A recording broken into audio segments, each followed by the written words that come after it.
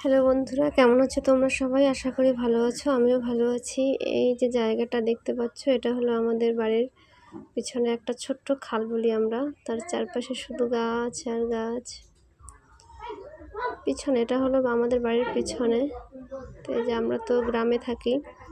এগুলো হচ্ছে কলা গাছ, আর ওই যে গাছগুলো দেখা যাচ্ছে ওগুলো আমড়া গাছ। এখন তো আমড়ার সিজন শেষ, এজন্য গাছের পাতা সব ঝরে যাবে। এখন সবাই গাছে আবার মাটি সার দিবে, তারপর আবার সামনের বছর সিজনে আমড়া হবে। এখানে কলা গাছ, সুপারি গাছ, আমড়া গাছ এগুলাই। আর এখন শীতকালীন আবার কিছু সবজির ভিতরে রাখবে, কাঁকরোল, তারপরে হলো কপি, ফুলকপি, বাঁধাকপি, এগুলো এখানে আছে কচু।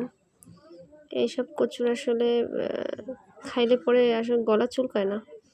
এই যে আমাদের বাড়ির দিকে শুধু বাগান আর বাগান, কোনো জমি নেই।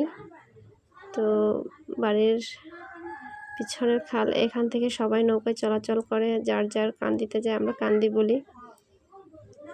তো এই যে এখানে যায়, আমাদের এদিকে প্রচুর ফল, আম, কাঁঠাল এগুলো আছে, সুপারি, নারকেল এগুলোই বেশি। আর সিজনের সময় তো আমরা লেবু, পেয়ারা এগুলো। ছোট ছোট গাছ আছে, নিচে সুপারি গাছ লাগাই দেয় মানুষ। অনেক জায়গাতে তো সুপারি পাওয়া যায় না, তো আমাদের এদিকে প্রচুর সুপারি আছে, আমরা আছে। সবসময় আসলে বাড়ির সামনে রাস্তায় এগুলো দেখানো হয়, কিন্তু পিছনটা দেখানো হয় না। আমাদের বাড়ির পিছনে আর কি এগুলোতে কোনো ঘরবাড়ি নেই, শুধু এরকমেরই জমি।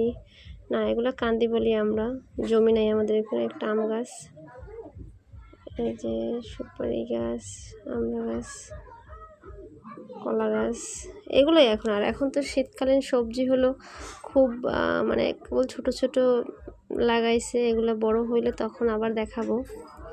এগুলো তো কেবল ছোট ছোট, এই জন্য দেখাচ্ছি না। আর এখন তো শুধু কান্দিতে গেলে পরে সব মানে কলা গাছ আর আমরা সুপুরি এগুলোই দেখা যাবে, আর কিছু গাছ দেখা যাবে না। কচুর শাক আসলে প্রচুর পরিমাণে ভিটামিন আছে, আর এগুলোতে চুলকায় না।